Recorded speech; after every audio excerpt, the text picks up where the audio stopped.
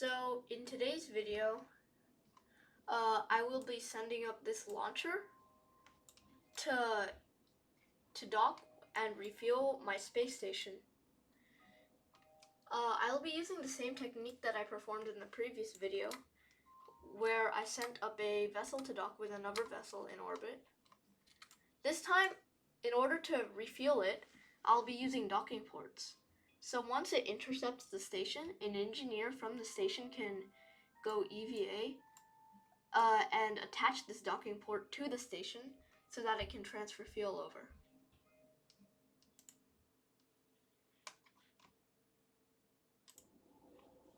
So what are we waiting for? Let's launch it.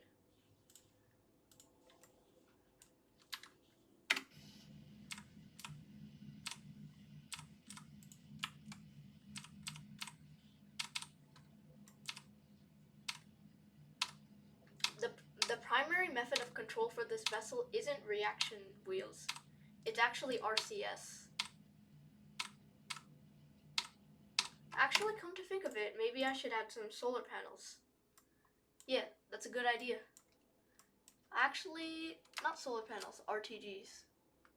So I'll put some RTGs on here.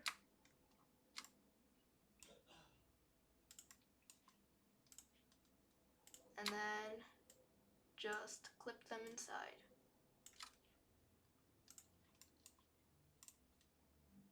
There are roleplay reasons for this. So the extra volume of the RTGs inside the monopropellant tank means that it'll have slightly less monopropellant. Alright, let's launch it again.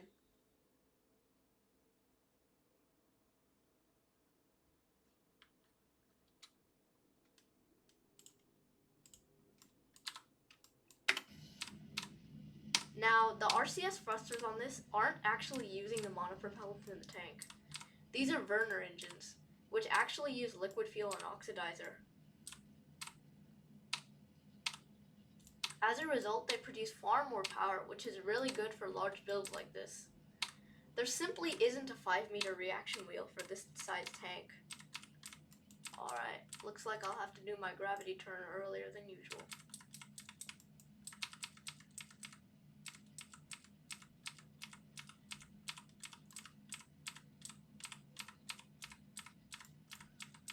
We're gaining speed. This is a really inefficient ascent, but I'll just deal with it. You might think the docking ports are really terrible for aerodynamics, but they're actually producing relatively little drag. It's a funny thing. I guess when you dock them together, it reduces their overall drag.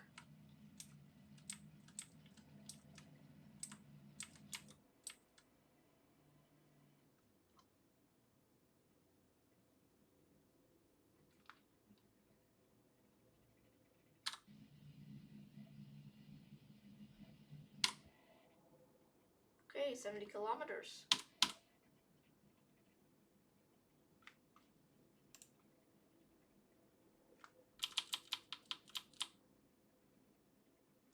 Okay, now let's see.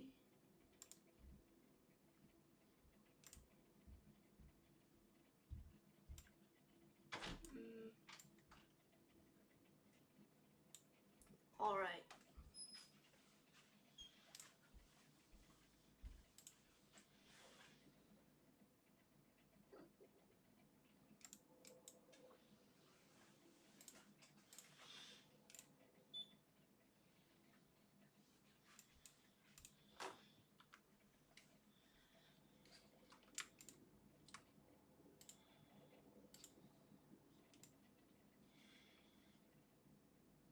Okay, let's see. Our thingy is in 30 seconds. What's it called? Okay. Here we go. We're doing our circularization burn. Huh, looks like we're upside down. Unfortunately, this vessel has no roll control at all. It's waving around quite a lot. Whoops.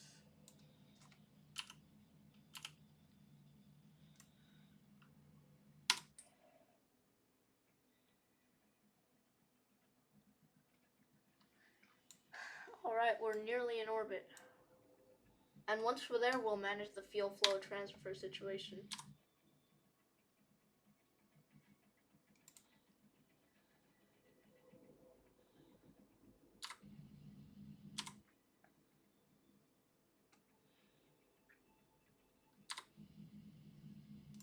Here we go. Alright. We're in a mostly circular orbit. Now let's manage the fuel flow situation.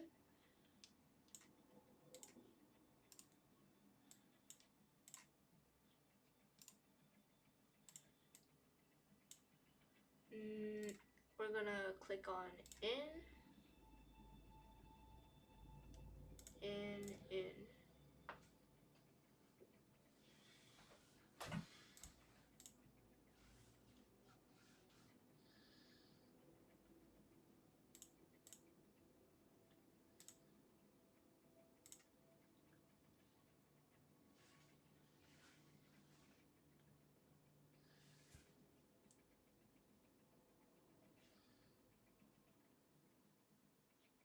Okay. Oh, we're really low on liquid fuel.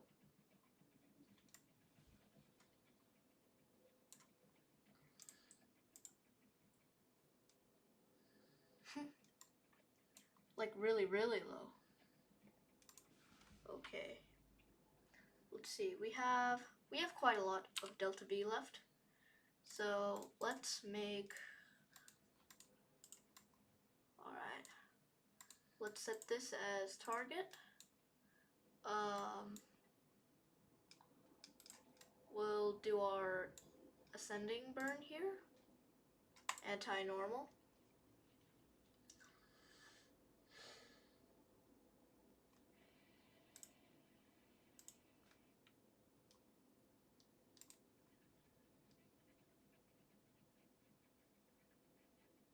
Yeah, the burner thrusters might seem like they're unnecessarily wasting fuel, but in reality, they actually consume less than 10 meters per second in the entire flight. They're a very energy efficient way of controlling attitude when you don't have reaction wheels to suit your needs. Okay, here we go.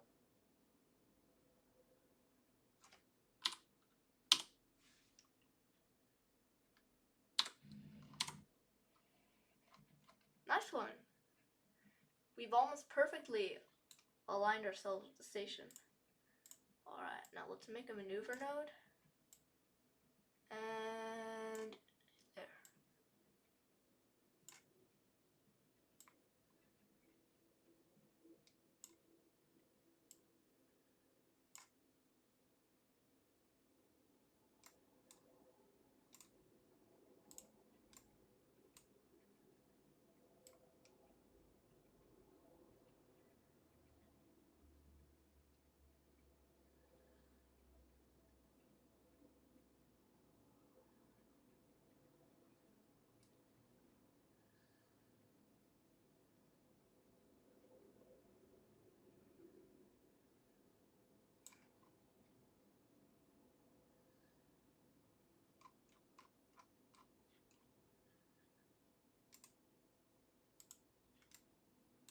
Okay.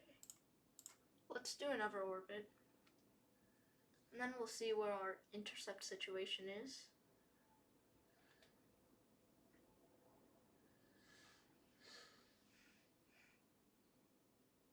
Single stage to orbit might seem hard, but in reality it's quite easy in KSP.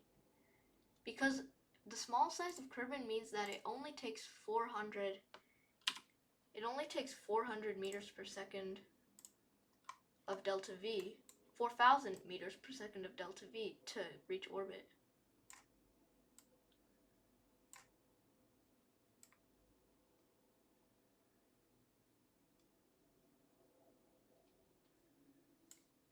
Yeah. Needs another orbit or two.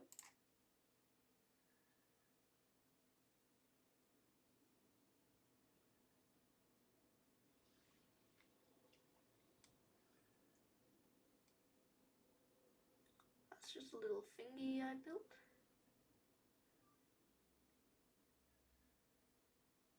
Okay. Oh, too much.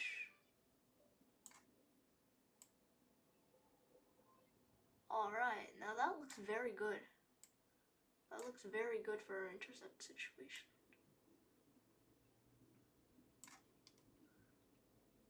0.4 kilometers. That's a great intercept.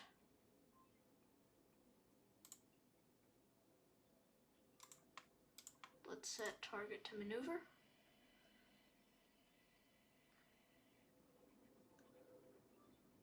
A 3-second burn time is normal for this craft.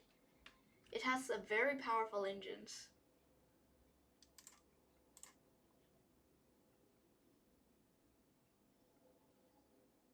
Here we go.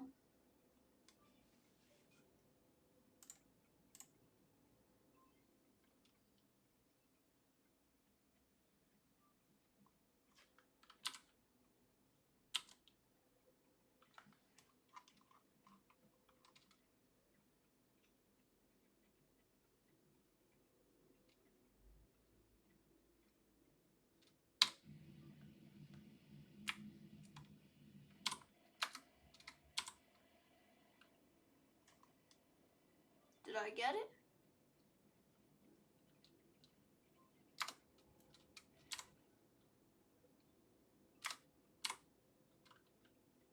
I think I got it.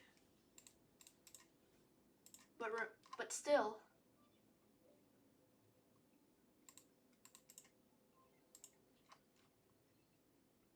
I got a 0.4 kilometer separation. When you're dealing with faraway transfers, very, very elliptic transfers, such as a minimus transfer, even 0.1 meters per second can make a big difference. There we go. That's our target.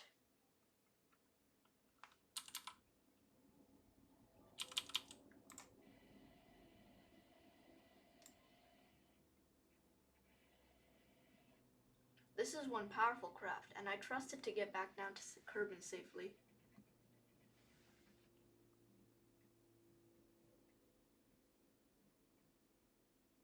Unfortunately, it probably won't.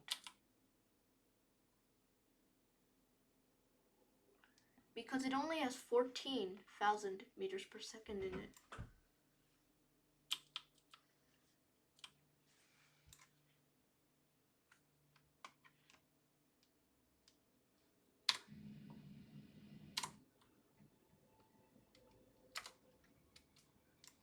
Even at minimum thrust, this still produces a lot of.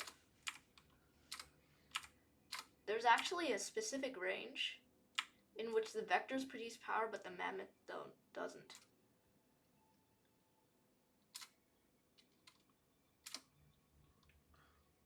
Alright, we're on final approach.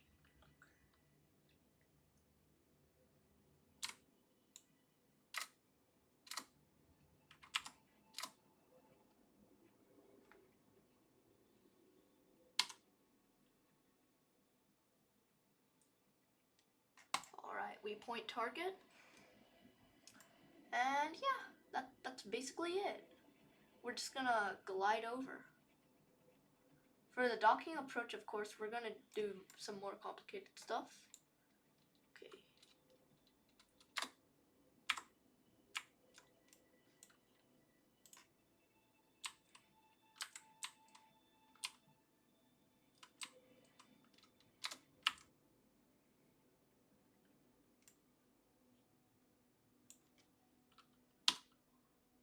Okay, I just have to hope that 2 meters per second is enough.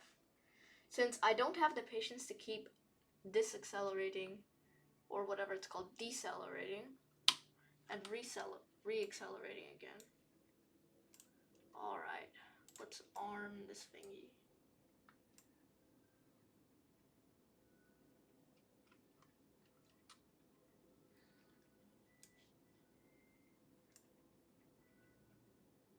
We're approaching it.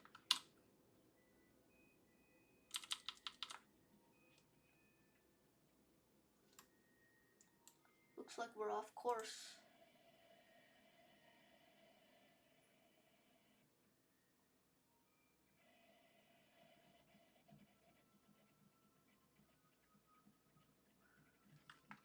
see that turning diagonally is much slower because of cosine losses.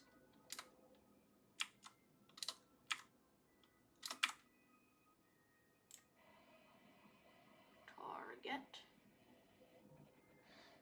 Here we go.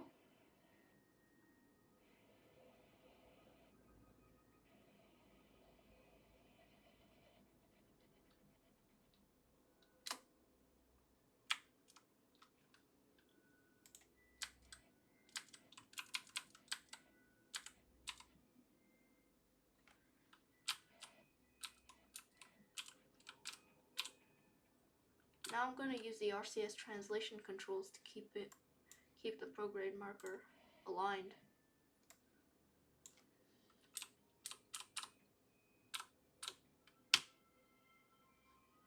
Alright, we're nearly there. Man, this thing is a behemoth.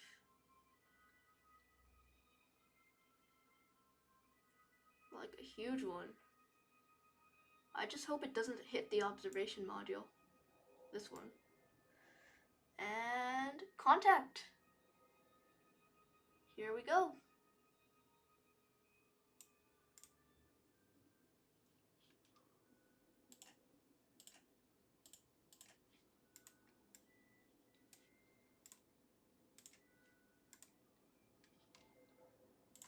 In. And in. Huh.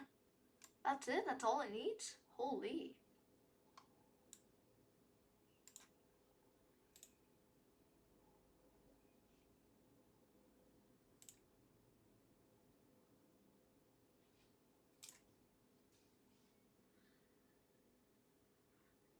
Alright, after each tank is filled, I am going to lock it.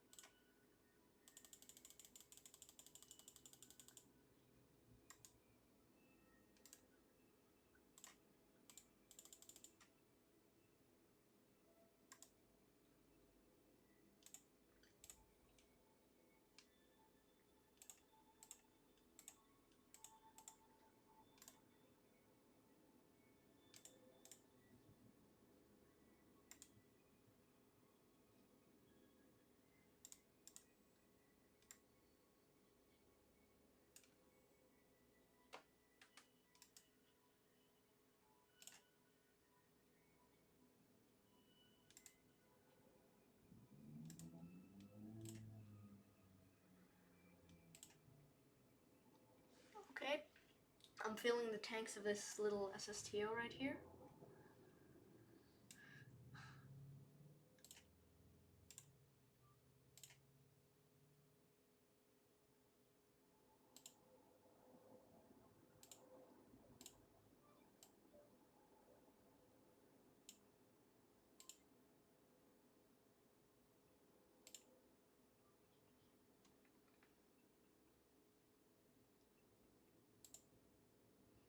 I'm gonna temporarily set the priorities of these tanks to be the highest so that everything filters into them. Look at that, all the boys at the party. And then this little probe core.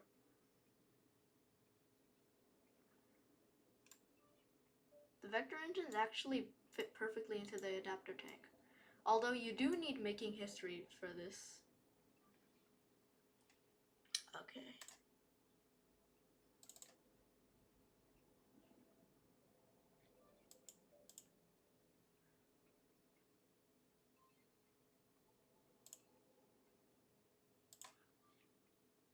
Let's go. In.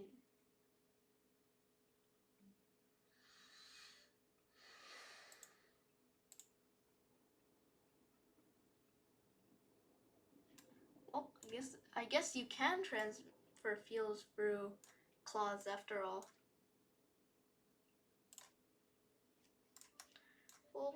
Well, that's just a quick overview of refueling operations. and how they work on a space station.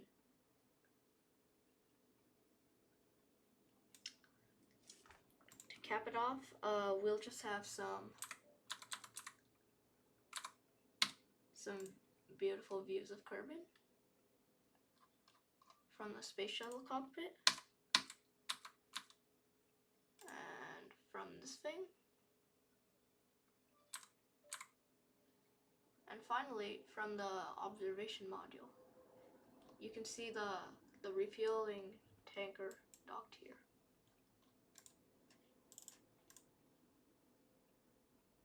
Linkage right there. And then the lights of the landing gears of the SSTOs, providing some much needed illumination to our station.